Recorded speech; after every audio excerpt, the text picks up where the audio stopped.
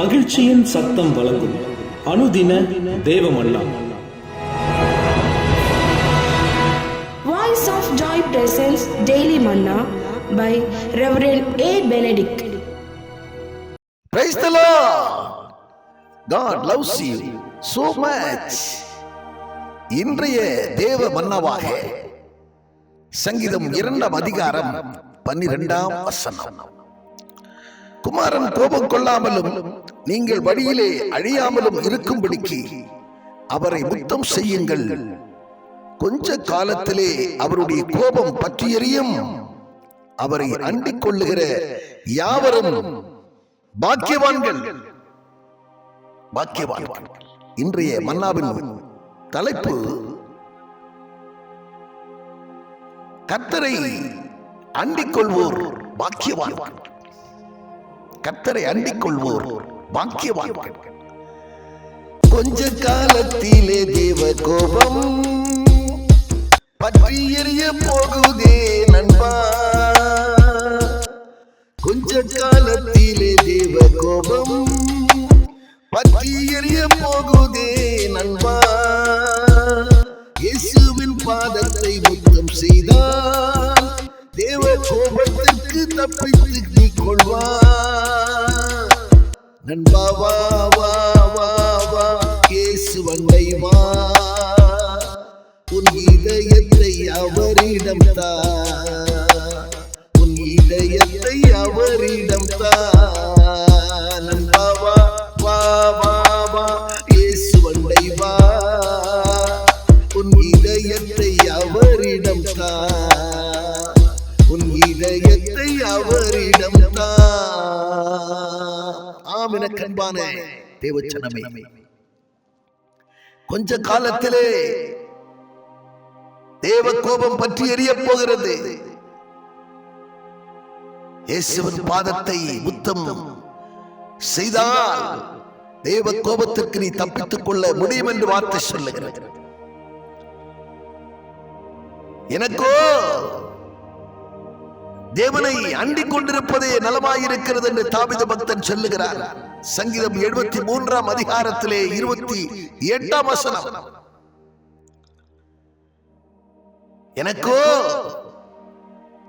என் ஆண்டவராகிய கர்த்தரை அவரை அண்டிக் கொண்டிருப்பதே நலமாயிருக்கிறது. அவரை பற்றிக் கொண்டிருப்பதே எனக்கு நலமாயிருக்கிறது என்று சொல்லுகிறார்.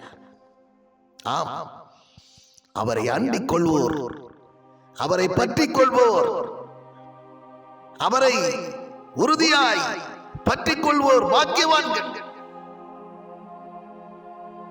வேதம் சொல்லுகிறது. ஏசாயா 26 அதிகாரத்திலே 3 வசனம் சொல்லுகிறது. அவரை உறுதியாய் பற்றிக் கொண்டிருக்கிறவர்கள் அவரையே நம்பி இருப்பார்கள். அவரை நம்பி இருக்கிறவர்கள் பூரண சமாதானத்துடன் காணப்படுவார்கள். அவரை உறுதியாய் பற்றிக் கொண்ட தேவ பிள்ளைகள் அவர்கள் எப்படி இருப்பார்கள் என்று சொன்னால் அவரையே நம்பி இருப்பார்கள். அவரையே சார்ந்திருப்பார்கள்.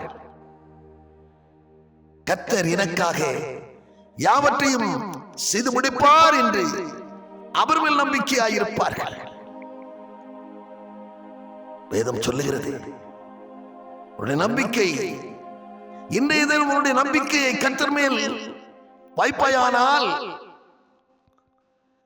நீதிமொழிகள் 22 அதிகாரத்திலே 19 வசனம் சொல்லுகிறது, இன்றைக்கு உன்னுடைய நம்பிக்கை கர்த்தர் மேல் நீ வைக்கும் பொருட்டு இதை நான் உனக்கு தெரியப்படுத்துகிறேன். நம்பிக்கை அவர் மேல் இருக்குமே ஆனால், அவரை உறுதியாய் பற்றிக் கொண்டிருப்பீர்களே ஆனால், அடுத்த அதிகாரம் நீதிமொழிகள் 23 அதிகாரத்திலே 18 வசனம் சொல்லுகிறது, நிச்சயமாகவே முடிவு உண்டு. நிச்சயமாகவே முடிவு உண்டு. உன் நம்பிக்கை வீண் போகாது. எதிர்பார்த்திருக்கிற காரியத்தை, நீ இந்த காரியத்தை நீது நடக்க வேண்டும் என்று சொல்லி எதிர்பார்த்துக் கொண்டிருக்கிறாயோ, இந்த காரியத்தை எனக்காய் கர்த்தர் செய்து முடிப்பார் என்று சொல்லி அவரிடத்திலே முழு நம்பிக்கையோடு நீ காத்திருக்கிற ஒரு மகனாய் மகளாய் இருப்பாய் என்று சொன்னால், நிச்சயமாகவே ஒரு சில வேளை தாமதமானாலும், ஒரு சில நாட்கள் தாமதமானாலும் கர்த்தர் உன் காரியத்தை வாய்க்க பண்ணுவார், உன் காரியத்தை நடத்தி முடித்து கொடுப்பார் என்கிறதிலே கொஞ்சமும் சந்தேகம் இல்லை.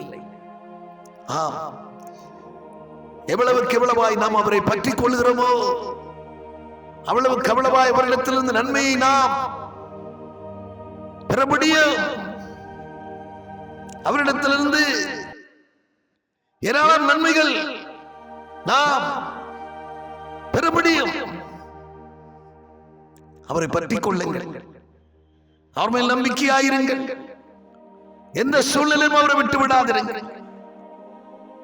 யாக்கோபு ஆண்டவரை பற்றிக் கொண்டான். நீர் என்னை ஆசீர்வதித்தால் ஒழிய நான் உம்மை விடுவதில்லை சொல்லி ராம் முழுவதும் அவரோடு போராடினான். அழுது கெஞ்சி போராடி செபித்த அந்த செபம் கேட்கப்பட்டு யாக்கோபாய் வந்தவனை இஸ்ரவேலாய் மாற்றி அவனை ஆசீர்வதித்து அனுப்பினான்.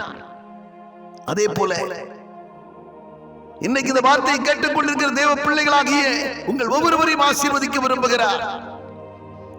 ஒவ்வொருவரையும் இஸ்ரவேலாய் மாற்ற விரும்புகிறார். இவ சாட்சியாய் நிறுத்த விரும்புகிறார். அவரை நம்புங்கள், அவர் மேல் நம்பிக்கையாயிருங்கள். நிச்சயம் அவருடைய நாமத்தை குறித்து மேன்மை பாராட்டுகிறவர்கள், அவருடைய நாமத்தின் மேல் நம்பிக்கையாய் இருக்கிறவர்கள் எல்லாவற்றிலும் எழுந்து நிமிர்ந்து நிற்பார்கள் என்கிறதிலே கொஞ்சமும் சந்தேகம் இல்லை.